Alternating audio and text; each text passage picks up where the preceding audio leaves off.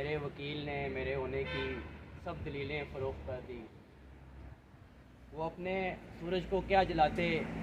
میرے چراغوں کو بیچ ڈالا۔ فرات اپنے بچا کے رکھے، میری سبیلیں فروخت کر دی۔ بہت شکریہ جناب شکیل صاحب۔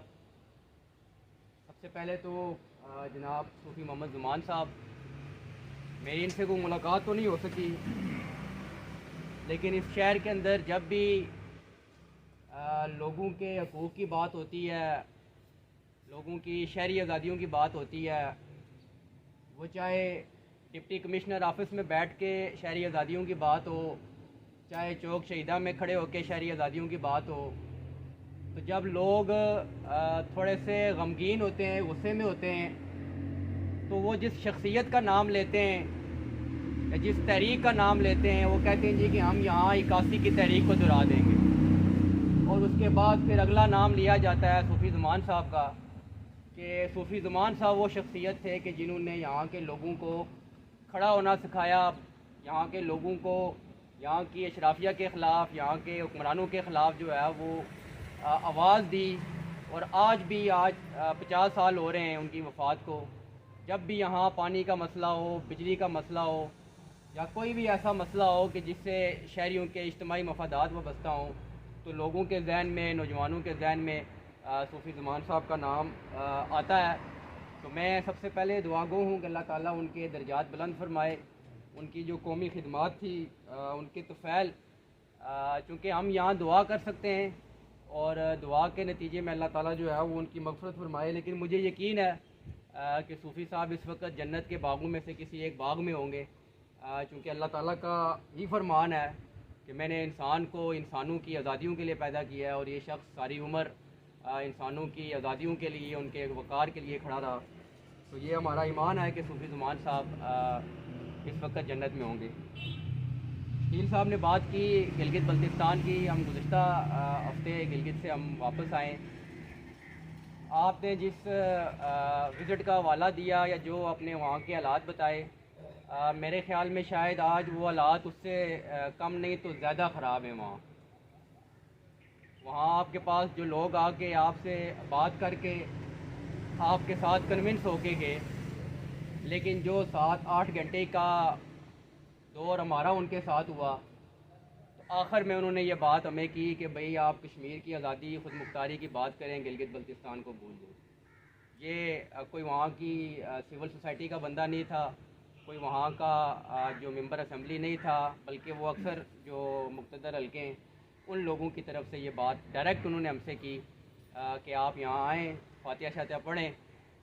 یہاں کی سلاجید وغیرہ اور اس طرح کی چیزیں آپ یہاں سے خرید و فروخت کریں، کام نہیں کرنے دیں گے ہم آپ کو۔ تو ہم نے پھر ان کو بدلے میں یہ کہا جی کہ ہم تو یہاں اپنے لوگوں کے درمیان جو نفرتیں ہیں وہ ختم کرنے آئیں۔ امان صاحب کا چونکہ اس دھرتی کے ساتھ تعلق ہے، تو اس دھرتی کے ساتھ جو ہے نا وہ شاید کشمیریوں کا اتنا زیادہ حق نہیں ہے اس قائد تحریک کے ساتھ، امان صاحب کے ساتھ، جتنا یہاں کے لوگوں کا حق ہے۔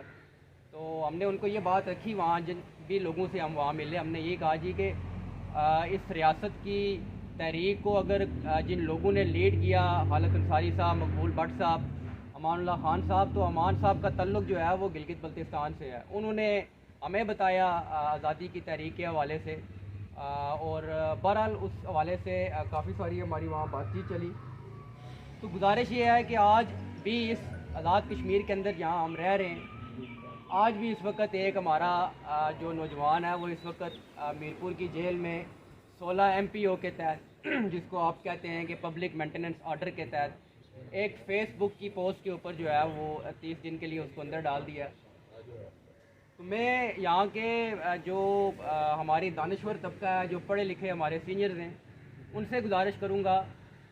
کہ ہم نے یہ بات یہاں رکھی، اور آئندہ بھی ہم ہمیشہ یہاں کوشش کرتے ہیں کہ ایک پرامن، ایک پیسفل طریقے سے اس مسئلے کا جو حل ہے وہ آئے، اور ہم نے گلگت میں بھی یہی وہاں ان سے بات رکھی۔ ایک مختصر واقعہ آپ کو بتاؤں، ہم ایک شخص سے ملے، استور کا رہنے والا تھا، ابراہیم نگری نام تھا اس کا۔ 21 مئی کو وہاں ہر سال ایک برسی منائی جاتی ہے، تقریباً 155 شہداء کی، جو 88 کے واقعات میں شیعہ سنی فسادات کی نظر ہوئے۔ تو وہ بتا رہے تھے کہ میری اس وقت عمر 10 سال تھی جب یہ فسادات ہوئے، اور ہمارے جو نلتر ویلی ہے ایک وہاں، چونکہ سنیوں کا علاقہ وہاں موجود ہے، اور جو اس کے ارد گرد کے علاقے ہیں والے تشیوں کے علاقے ہیں، تو جب ہمارے علاقے پر دعویٰ بولا گیا اور ایک لشکر کشی کی گئی تو وہ لوگ آگے بڑھ نہیں پا رہے تھے، اور ہمیں یہ کہا گیا کہ آپ اپنی خواتین کو اور اپنے بچوں کو یہاں سے ایویکویٹ کریں، فوری طور پر نکلیں۔ تو وہ بتاتے ہیں کہ میں نے زندگی میں پہلی دفعہ C-130 دیکھا، تو اس وقت مجھے پتہ چلا کہ C-130 جو ہے وہ عوام میں معلق ہو جاتا ہے۔ تو میں نے اپنی آنکھوں سے وہاں کے جو C-130 سے، اب ظاہر سی بات ہے، وہ C-130 سے کوئی فرشتے تو نہیں نکلتے، جو لوگ نکلے اس نے وہاں اس کا ذکر کیا، اور ان کے نکلنے کے ساتھ ہی وہ کہتا ہے جی کہ ایک بہت زوردار وہاں دھماکہ ہوا، اور ہمارا پورا گاؤں جو ہے وہ جل کر جو ہے وہ خاکسار ہو گیا۔ تو جب ہم صبح وہاں پہنچے تو ہم نے وہاں جو ایمونیشن کی پیٹیاں تھیں وہ وہاں دیکھی، تو اس قدر جبر تھا۔ ہم 2007 میں جب پہلی دفعہ پہنچے تو آپ یقین نہیں کریں گے، ہم خود خوفزدہ ہو گئے کہ آیا اس طرح کے بھی حالات ہوتے ہیں۔ بازاروں کے اندر جو ہے وہ گیٹ لگے ہوئے ہیں، آپ اس جبار بٹ صاحب کے گھر سے داخل ہوں گے یہ پتہ چلے گا کہ جی کہ یہ جو گیٹ ہے یہ اہل سنت والجماعت والے لوگوں کا گیٹ ہے، بازار ایک ہی ہے، اور دوسرا علاقہ وہاں گیٹ لگا ہوا ہے اور وہ اہل تشیعوں کا ہے۔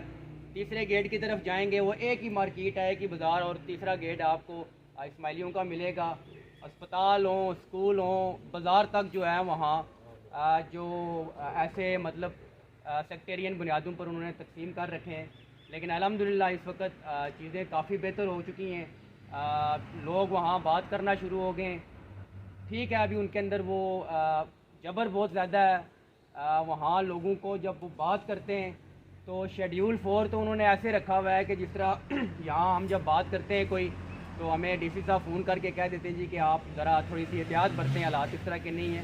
لیکن وہاں کوئی احتیاط والا معاملہ نہیں ہے۔ لوگ باہر نکلنے کی دیر ہوتی ہے تو زبان بندی کا قانون وہاں ہے، شیڈیول 4 ہے، 80A جو ہے وہاں انہوں نے وہ دفعات رکھی ہوئی ہیں۔ جو شخص بھی آٹے کی ڈیمانڈ کرے گا، سبسڈی کی ڈیمانڈ کرے گا، وہاں بجلی کے مسائل کی بات کرے گا، زمینوں پر قبضے کے حوالے سے بات کرے گا، تو وہ اینٹی ٹیررسٹ ایکٹ کے تحت اس کو پابند سلاسل کیا جائے گا، شیڈیول 4 لگا کے اس کو جو ہے وہ اسی تھانے کی حدود میں پابند کر دیا جائے گا۔ تو یہ جبر جو ہے وہ ہم دیکھ کے آئیں تو ہمیں یقین ہے کہ ایک وقت آئے گا کہ جو نفرتیں تھیں، آج ہم وہاں ایک پیغام یہ بھی دے کے آئیں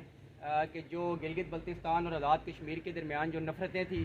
وہاں ایک جملہ ہمیں لوگوں نے بتایا جی کہ آپ یہ کیوں کہتے ہیں کہ کشمیر کے ساتھ شامل کرو گلگت بلتستان کو، تو ہم نے وہاں جا کے یہ بات رکھ دی ہے کہ ہم 4000 مربع میل ہیں، آپ 28,000 مربع میل ہیں، ہم دریا ہیں، آپ سمندر ہیں، آپ کشمیر کو گلگت میں شامل کر لیں، ہم ان بنیادوں پر جو ہے وہ اکٹھے چلنے کے لیے بھی تیار ہیں۔ تو میں آخر میں پھر شکیل صاحب آپ کا، جبار بٹ صاحب آپ کا شکریہ ادا کروں گا، اور بالخصوص صوفی زمان صاحب، یہ وہ ستارے تھے، یہ ایسے لوگ تھے کہ جو صدیوں بعد پیدا ہوتے ہیں۔ اللہ تعالیٰ ان کو غریق رحمت کرے اور ہمیں ان کے نقش قدم پر چلنے کی بھرپور توفیق عطا فرمائے۔ بہت شکریہ بہت شکریہ صاحب، بہت شکریہ صاحب۔ اور دوستوں